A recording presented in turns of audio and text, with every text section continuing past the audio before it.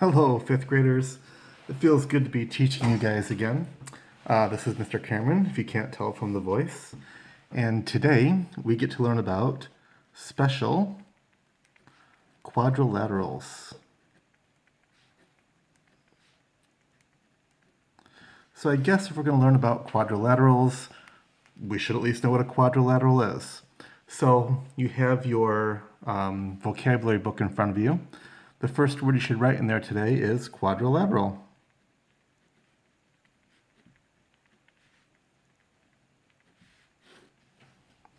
And we're going to define that word first.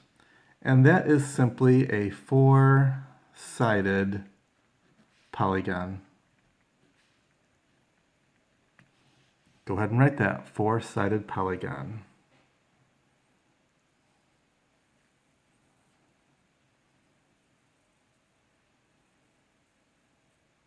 Okay, so you'll need to know what a polygon is. Of course, it's a closed figure, and it's made up of line segments. Okay, so a quadrilateral is a four-sided figure that is closed with line segments. So a four-sided figure that's closed, well, that's a four-sided figure, but it's not closed. You have a big opening right here. Okay, this you might call a four-sided figure, but it's not made out of line segments because this one is a curve. Okay, so a quadrilateral is any four-sided polygon. Something like that, or that, or that, or that. You can even make some pretty weird ones. As long as it has four sides, it's going to be a quadrilateral. So you can make something that looks like this. 1, 2, 3, 4. And that is a quadrilateral. Okay, so now we've got to learn about the special quadrilaterals. First one we're going to learn about today is a parallelogram. Parallelogram. You're going to put that as the next word in your vocabulary book. Parallelogram. Now, a parallelogram, of course, it's a quadrilateral. They're all quadrilaterals today. And it has two pairs of parallel sides.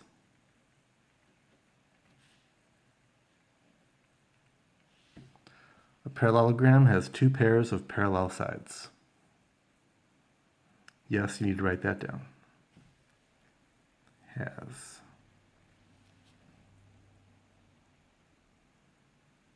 If you need more time, you can pause the video and then start it back up when you're ready.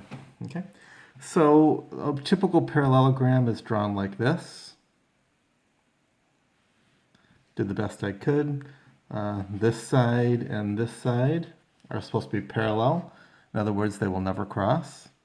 There's a little symbol here that means that those two are parallel, even if I didn't draw them very well. And then these two are parallel lines that will never cross. So that's a typical parallelogram. Now, this is also a parallelogram, right? Because this side and this side are parallel, and these two sides are parallel. A square is a parallelogram. These two are parallel. These two are parallel. I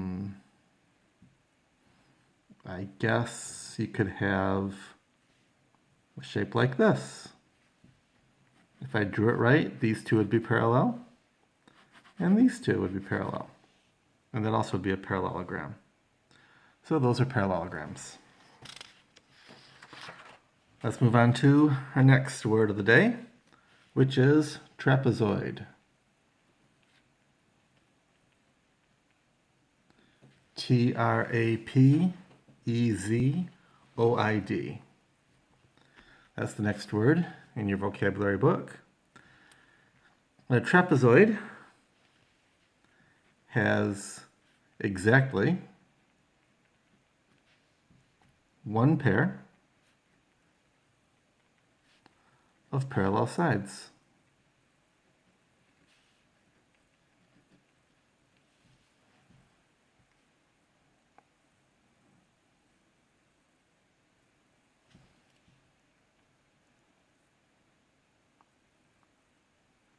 And if you need more time, you can pause the video and just start it back up when we come back. But a typical trapezoid is usually shown like this. Okay. This side and this side are parallel. These two sides are not. They would cross. In fact, they'd form a triangle up here somewhere. Okay.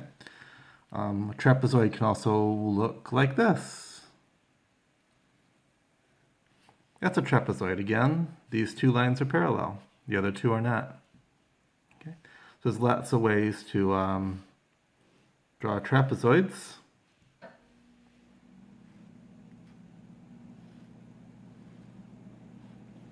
Again, as long as you have exactly one set of parallel lines, you have a trapezoid. Moving on to one that you learned in kindergarten, rectangle.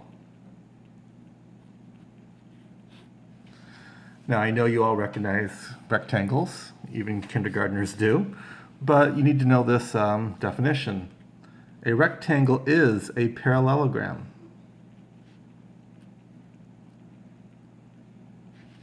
with 4 right angles.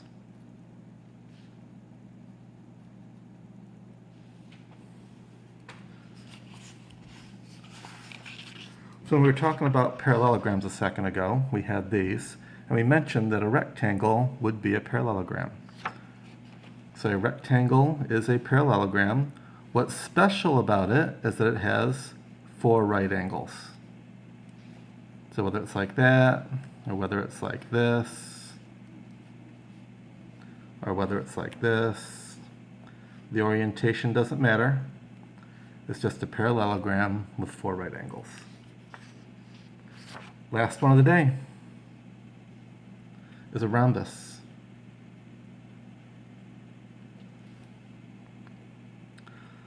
A rhombus is also a parallelogram.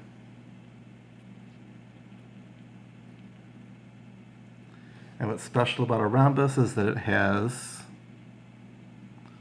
4 congruent sides.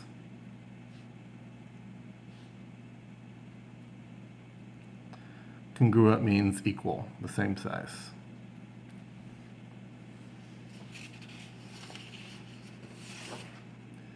So again, when I was drawing parallelograms earlier, I drew something like this.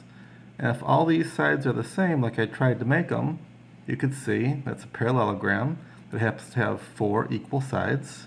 That makes it a rhombus. I would try to draw one right now. Well, I will try to draw one right now. There we go.